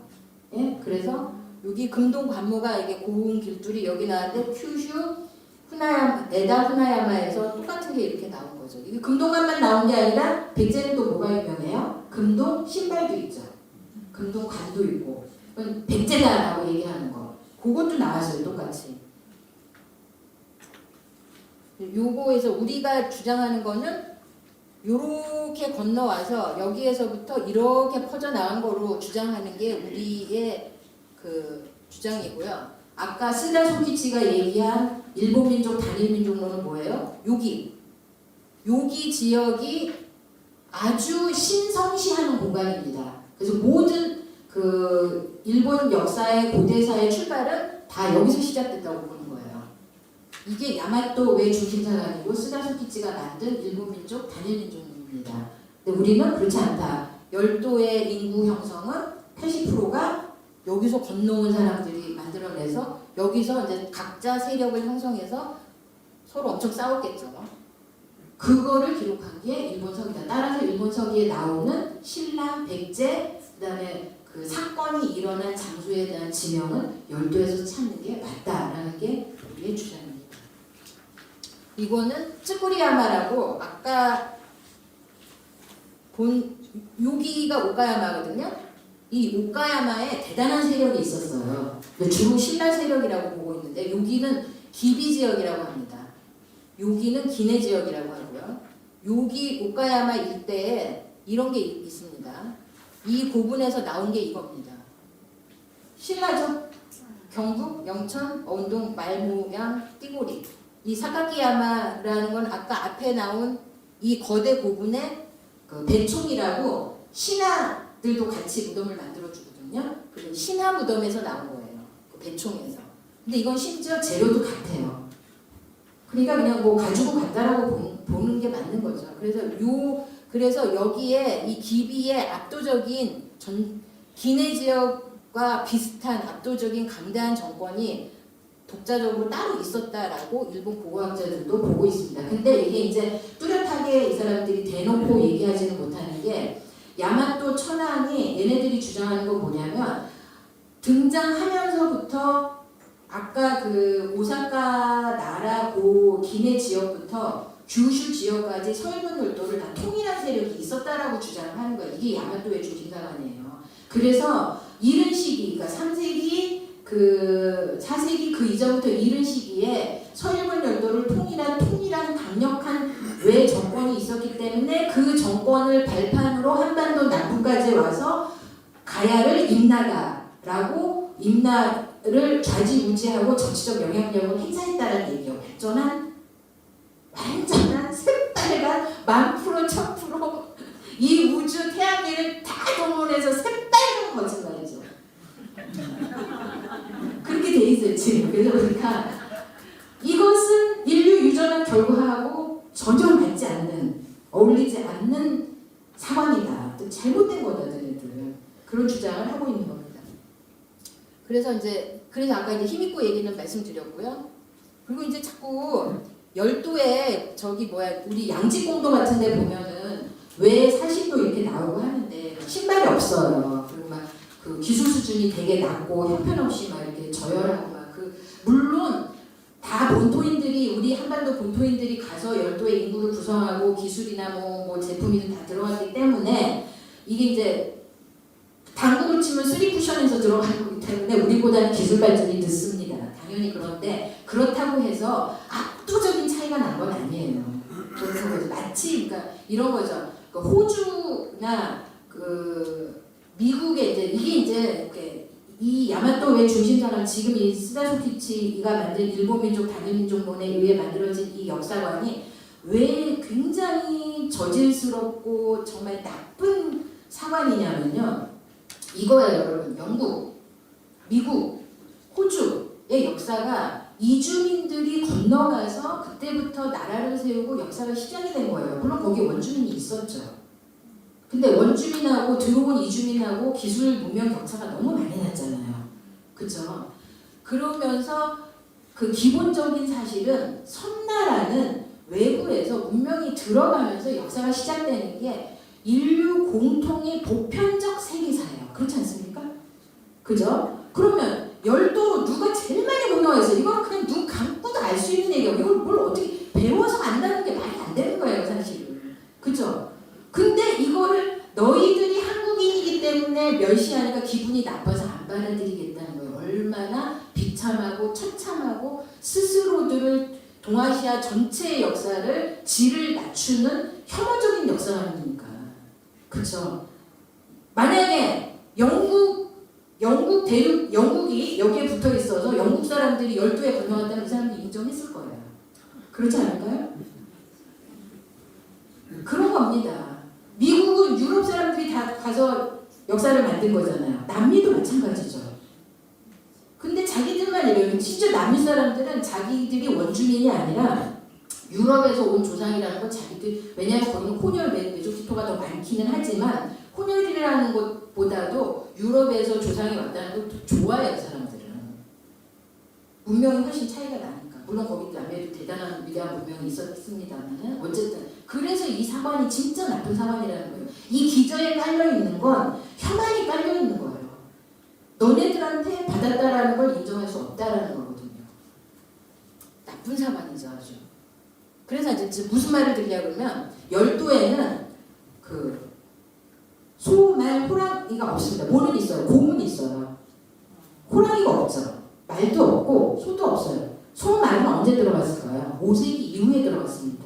그래서 열도에서도 말벼랑 이렇게 발굴이 되거든요. 다 5세기 이후에요. 그렇기 때문에 신발이 없었다는 거는 소, 말처럼 그 가죽으로, 신발 가죽으로 만들 수 있는 무슨 재료가 없었기 때문에 그 사람들이 신발 없이 다닌 거예요. 나중에 이제 병용사 이런 게 했기 때문에 지핀 같은 게 이제 나오는 거지. 이 사람들 그래서 오랫동안 신발 없이 살았습니다. 남학신은 뭐 신었겠지만 아무튼 그렇습니다. 그래서 아무튼 요거 아까 이제 외국 대란이라고 말씀드렸죠. 환자와 영제 연간의 외국 대란. 요 기간에 히미코가 비미오가 유일하게 아달라 이사금한테만 예물과 사신을 보낸 거예요. 외국의 대란이 일어났어요. 요 기간에. 이게 신라본기에 나오죠. 그 다음에 저는 그래서 이 히미코가 이 힘이라는 말이 무슨 뜻이냐면 힘있고 이 비미오를 힘있고로 읽는데요. 힘이는 희가 하늘의 태양이에요. 일본말로. 근데 미는 볼견자를 미라고 해요. 태양을 본다는 거예요. 코는 조칭어입니다. 조칭. 그러니까 힘있고는 하늘의 태양. 뭐하고 관련이 있어요? 박혁거세가 뭐예요? 밝은 태양이라는 얘기잖아요. 박씨가. 우리나라 박씨 계세요? 박씨분들 좀 반성하셔야 돼. 일본에서 박혁거세 신사를 다니시는 분들은 자기들이 박혁거세의 후손이라는 걸 엄청 자랑스럽게 생각하면서 심지어 계란도 안 먹는데요. 조상이 아래서 나왔기 때문에. 우리나라의 박혁거세 그 조상을 모시는 박씨 그 분들은 어떻게 활동하시는지 모르겠지만 저는 아무튼 열도는 그렇습니다.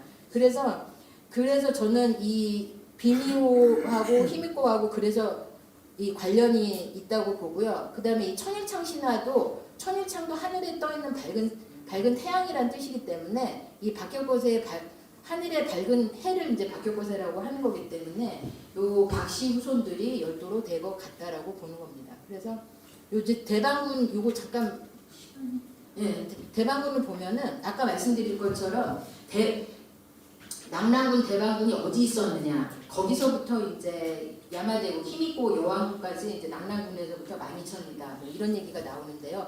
요 위치에 대해서도 굉장히 이제 논쟁이 되고 있다는 거죠. 요거 보면은 여기가 고대 요동 일대라고 저희는 보고 있는데요.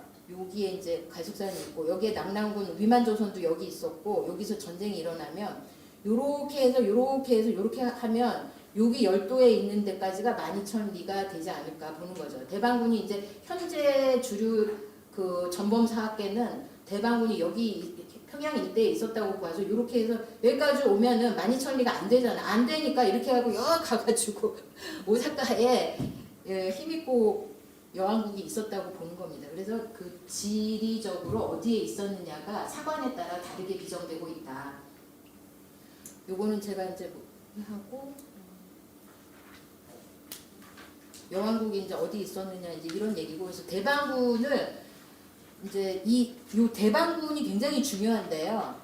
여기 보면은 이게 삼국지 위지동정 외전에 이렇게 나오죠. 위나라 아시죠? 위나라. 우리가 이제 다루는 지금 시기는 중국의 남북조 시대예요.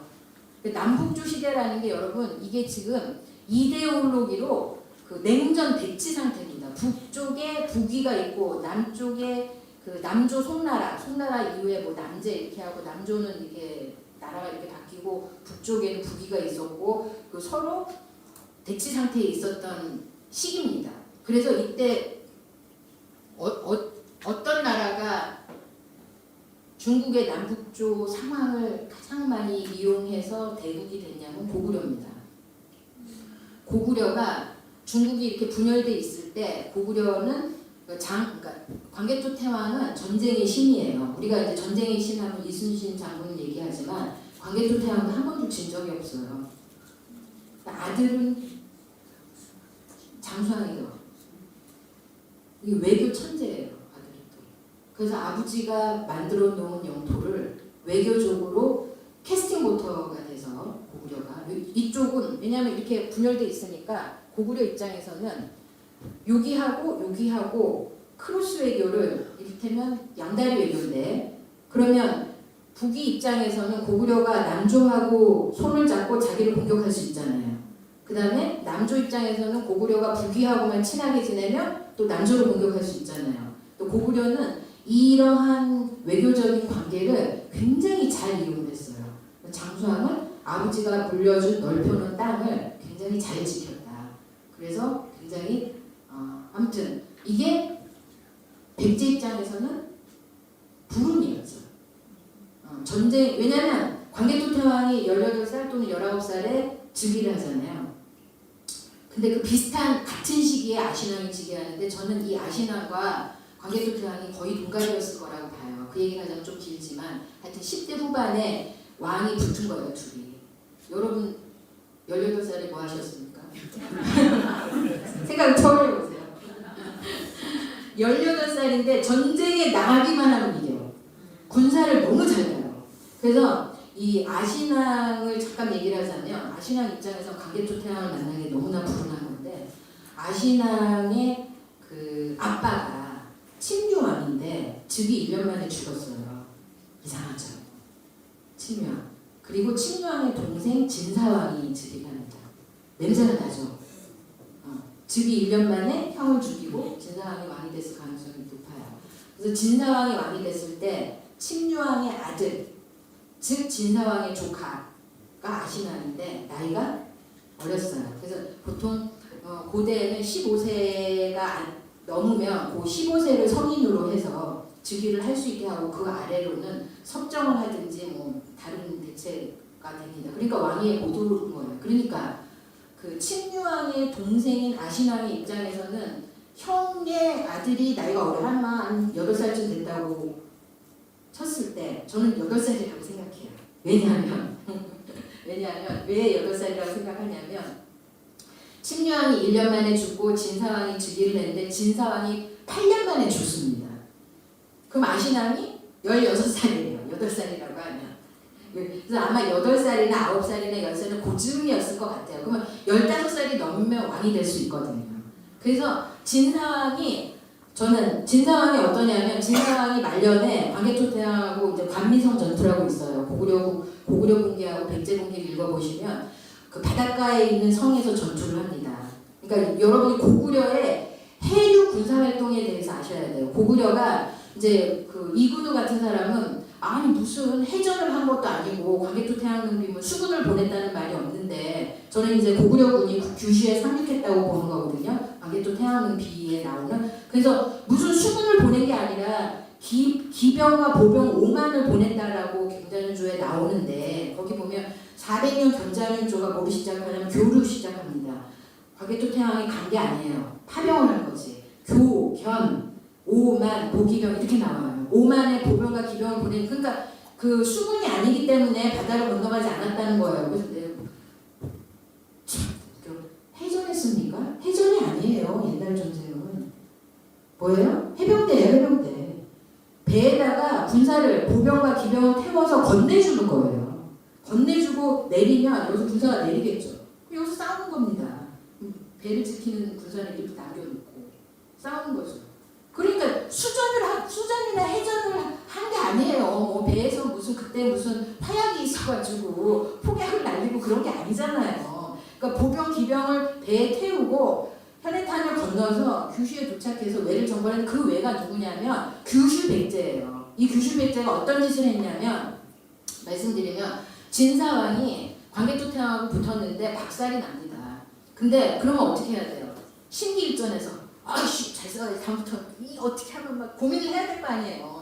저 이제 청년왕이 이제 10대 후반에가 왕이 됐는데 난 좀 나이가 먹었지만 어떻게 해서든지 다음 전투에서 이겨야 될 거 아니에요. 그러면 어떻게 고민을 하고 작전을 짜고 뭐 전쟁 비용 조달을 어떻게 하고 군사는 어떻게 조련하 이런 걸 해야 정상이겠죠. 근데 안 해. 진사왕이. 백제 본계 들어가서 진사왕 그를 보면은 말년에 광개토대왕하고 전쟁을 한 다음에 어디가 사냥하고 연못에다 꽃을 뭐 하고 정원을 가고 근데 정신이 나갔든지 싸울 의사가 없든지 아니면 항복의 의사를 분명히 하든지 이런 거예요.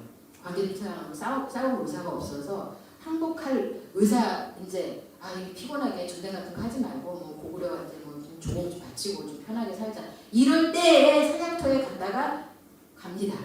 사냥터에서 안 돌아와요. 자 누가 죽였겠습니까? 진사왕을. 주전파가 죽였겠죠. 주하파가 아니라. 싸워야 된다라고 생각하는 주전파 누구겠어요? 친묘왕의 아들 아신왕이 즉위를 하면서 대고구려 정책이 바뀝니다. 막 항복하고 이제 막 두 손 두 발 다 들고 이제 나 고구려랑 안 싸워 이러한 진사왕을 죽여버리고 아신왕이 들어오면서 전쟁이 다시 시작되는 거예요. 자 광개토대왕 입장에서 어떻게 빵이 돌았을까요? 안 돌았을까요? 한 번도 진 적도 없고 그 앞에를 보면 광개토대왕이 우리 다물 정신이잖아요. 고조선의 영토를 회복한다. 그래서 광개토대왕은 비문 첫 줄에 뭐라고 시작합니까? 추모왕은 북부여에서 나와서 해무수의 아들이다라고 나오잖아요. 이 북부여가 뭐냐면 당군조선을 계승한 걸 북부여라고 했어요. 고구려는 부여를 인정하지 않았습니다. 왜? 삼국지 위지동의전을 보면 부여와 한나라가 배꼽이 맞아가지고 고구려를 엄청 공격을 해요. 둘이 연합군을 맺어가지고. 고구려는 이 부여를 당군조선의 후계자, 정통성 있는 후계자로 치지 않은 겁니다. 한나라하고 부여하고 한편이 돼서 고구려하고 전쟁을 엄청 하거든요. 그걸 읽어보시면. 그래서 북부여라고 따로 차린 거예요. 사실. 뒷다위가 무슨 저 새끼들하고 손잡고 우리를 공격하는 게 어떻게 그 당군조선의 정통성은 북부여에 있고 추모왕이 그 북부여에서 나왔고 그 추모왕은 해모수의 후손이고 그 후손이 광개토대왕이야. 그러니까 당군조선의 정통성은 누가 있어? 나한테 있는 거야. 그러니까 백제고 신라고 다 내 미치지 당연히. 그래서 광개토대왕 비문에 구시, 송민, 그 다음에 뭐 신민, 백제와 신라를 신민으로 만들었다. 옛부터 송민이었다는 그러한 고구려의 정신이 들어가서 고구려 입장에서는 당연한 걸 쓴 거예요. 왜? 당군조선의 번국이었잖아요. 다 전부 다. 그거를 이어받은 게 나 고구려야. 그러니까 백제 신라도 다 내 밑에 와야 되는 게 당연한 거야. 그거를 쓴 겁니다. 근데 그 외가 그래서 진사왕이 막 항복을 하려고 했는데 규슈에 있다. 아까 말씀드렸죠. 에다 후나야마에 규슈 백제가 있었다고. 거기서 건너와서 진사왕을 죽이고 아신왕을 옹립하고 다시 대고구려의 주전파가 권력을 잡은 거예요. 광개토대왕이 여기에서 어디를 박살을 내지 않으면 고구려의 발목을 계속 잡겠구나 하는 걸 느낀 거죠. 어디까지? 가야 되겠다. 규슈까지 가서 본토 백제에 다 죽어가는 본토 백제를 살려놓은 규슈 백제까지 한꺼번에 박살을 내서 동시에 박살내지 않으면 고구려의 다물, 고조선은 후고가 북부까지가 다 고조선이었습니다.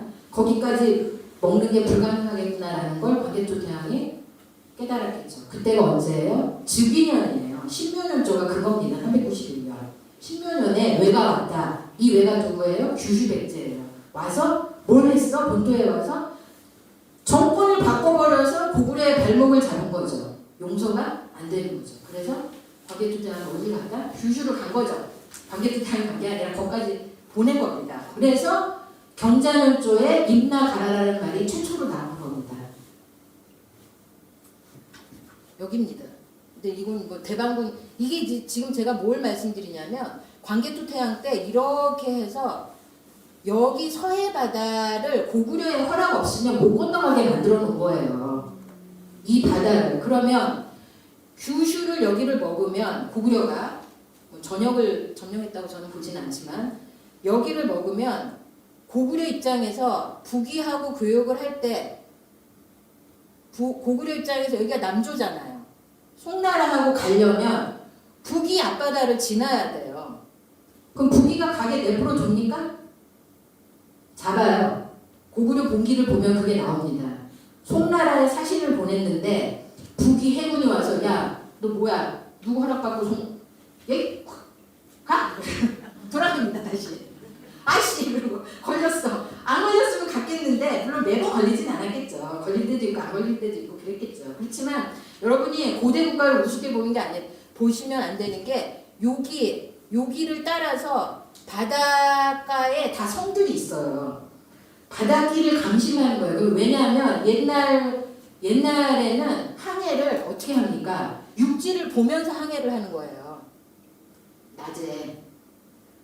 지금처럼 이렇게 못 갑니다. 이렇게 가거나 뭐 이렇게 가거나 뭐 이렇게 못 가요.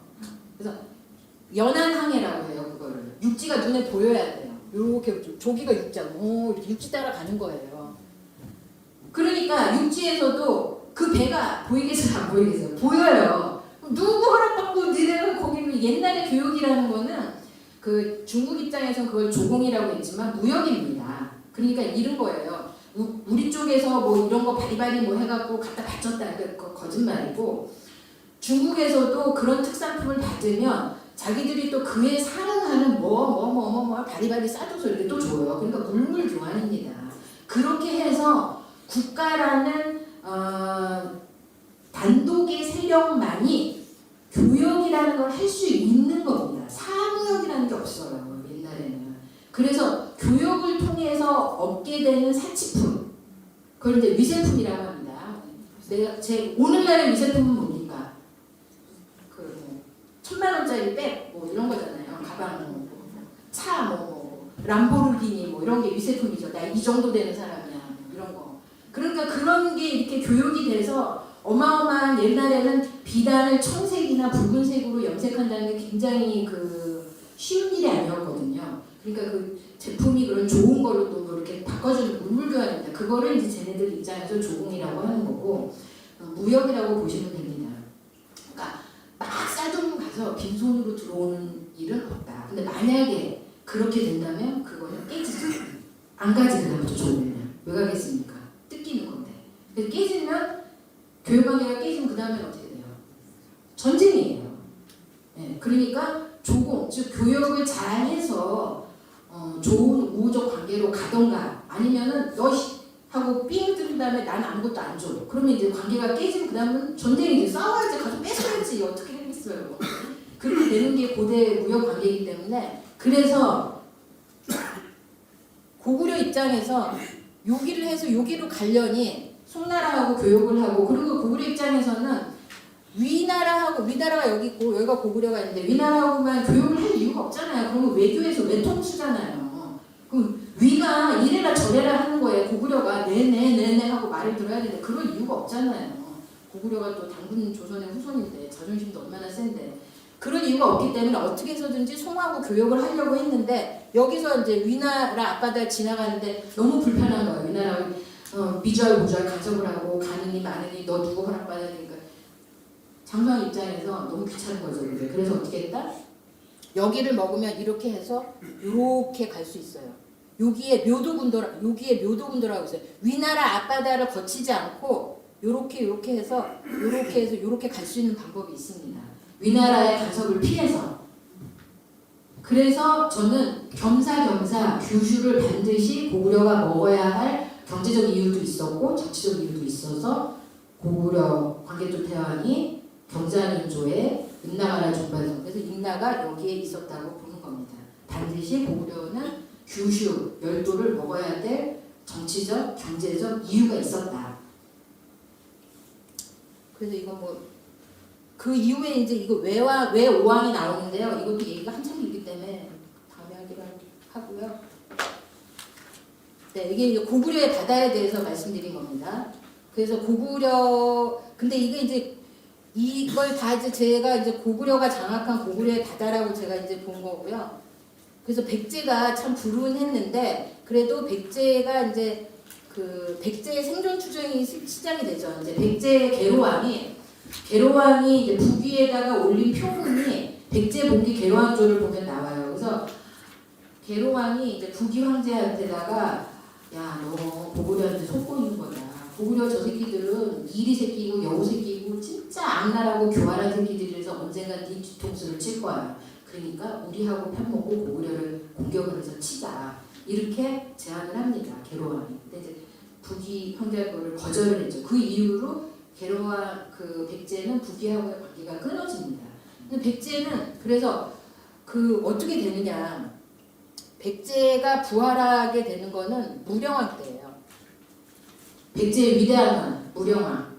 6세기가 되면서 무령왕이 많이 고구려를 이제 6세기가 되면 5세기까지는 고구려 천하였다가 6세기가 되면은 그 장수왕 사망하고 그 이후부터는 고구려가 약화됩니다. 그 다음부터는 무령왕이 나타나죠. 501년에 무령왕이 즉위하고 무령왕릉이 이제 공주에서 나왔잖아요. 무령왕릉의 그 관이 있잖아요. 왕과 왕비의 관이 나왔잖아요. 그 관이 오상과 금송으로 만들어진 겁니다. 이 무령왕이라는 사람이 어떤 분인지 어떤 사람인지 저는 이 무령왕이 그 일본 서기의 신무천왕 일대 신무천왕이 바로 무령왕이라고 보고 있거든요. 그런데 이 무령왕이 열도를 다 먹고 그 다음에 위로 올라와서 고구려가 약화됐을 때 송나라와의 교역을 다 장악하고 이게 무령왕 때. 근데 이제 백제가 또 약간 불운했던 게 뭐냐면 백제 입장에서는 전쟁의 신 광개토 태왕과 외교 천재 장수왕을 연달아 만난 게 참 불운했던 거고요. 그 다음에 무령왕이 또 나서서 그 백제 부흥을 일으키는데 마침 고만 때 신라에서 또 정보광 진흥왕이 나타납니다. 그래서 신라가 한강교역을 가져가 버리는 그런 상황이 돼서 백제 입장에서는 썩 그렇게 운이 좋았다고 볼 수가 없죠. 그래서 이제 400년 경자년조에 임나라는 말이 초출이 되는데 이제 그 요것만 비문에 나오는 임나가 어디냐 그것만 말씀드릴게요. 임나에서 이미 임으로 지금의 정격 한자음인 임이라고 읽었을 것인가 5세기에. 그러면 이제 우리가 나라라는 말은 순 우리말인데 한자로 이렇게 쓰잖아요. 그죠? 나라는 순 우리말인데 한자로 나라라고 이렇게 씁니다. 향찰입니다. 나라도 그러니까. 신라 향찰. 음을 빌어다가 쓰는 향찰인데 이게 향찰인데 그러면 임은 어떤 향찰일까를 고민해 볼 필요가 있겠죠. 우리가 임나라는 걸 임나라고 읽기 시작한 거는 정격 한자음이 부여된 이후부터 임나라고 읽은 거지 5세기의 정격 지금과 같은 정격 한자음으로 똑같이 읽었을 것인가는 신라의 향가도 있고 신라식 향찰이 대체로 많이 쓰였을 것이다 라고 추정하는 게 보다 더 합리적인 겁니다. 사실은. 그랬을 때 이게 마틀임이잖아요. 그래서 이 마틀임이에요. 그러면 마틀이라는 훈독을 하면 마츠라가 됩니다. 마츠라. 근데 아까 그 삼국지 위지동이전 외전에 보면은 그 힘있고 외여왕국으로 가기까지 그 중간에 여러 소국들을 지나는데 그 나라들 중에 말로국이라는 나라가 나와요. 외여왕국에 도착하기 전에. 근데 이 말로국을 일본 발음으로 마츠라라고 있습니다. 마츠라. 요것도 우리말로 지금의 정격 한자음으로 말로국이라고 읽는 거지. 당시에 이 말로라고 중국인이 저렇게 적었을 때 자기들 귀에 말로라고 들려서 말로라고 쓰진 않았을 거예요. 비슷한 한자, 자기들 생각하기에 비슷한 한자음을 여기다 적었을 거 아니겠습니까? 열도에 있는 여러 나라가 막 소국들이 많이 있는데 자기들 귀에 이렇게 들렸기 때문에 이렇게 적었겠죠? 근데 이거를 일본어 발음으로는 마츠라라고 있습니다. 근데 지금 현재 규슈 북부, 나가사키현 북부에 송포시인데 이 송포시를 일본어로 마츠우라라고 있습니다. 마츠라. 그러면 이걸 마츠라라고 읽으면 요것도 마츠우라라고 읽고 요것도 마츠우라라고 읽으면 광개토 태왕의 명령을 받아서 파견된 5만 보기병이 물론 저는 그게 인천 상륙작전처럼 한 번에 쫙 5만이 갔다 그런 건 불가능하고요. 있을 수 없는 얘기고 몇 차례에 걸쳐서 약간의 병사들이 꾸준하게 한 최소한 1년 이상 거쳐서 상륙을 했을 거라고 보는데요. 그래서 파병된 곳이 그곳일 것이다 라고 보는데 이 그 마쭈라 시청 홈페이지가 있어요. 홈페이지에 가면은 거기에 그 사람들이 자기들이 고대 문헌에 나오는 이 마쭈라국이 자기들이다라고 써놨습니다. 그랬는데 또 한 가지 중요한 건 뭐냐면 여기 이 송포시 마쭈라에 영몽연합군 아시죠? 영몽연합군. 13세기에 쿠빌라이 칸이 고구려하고 열도에 정복한다고 갔잖아요. 그럼 영몽연합군이 도착한 데가 여기예요. 상륙한 지역 중에 하나가 여기입니다.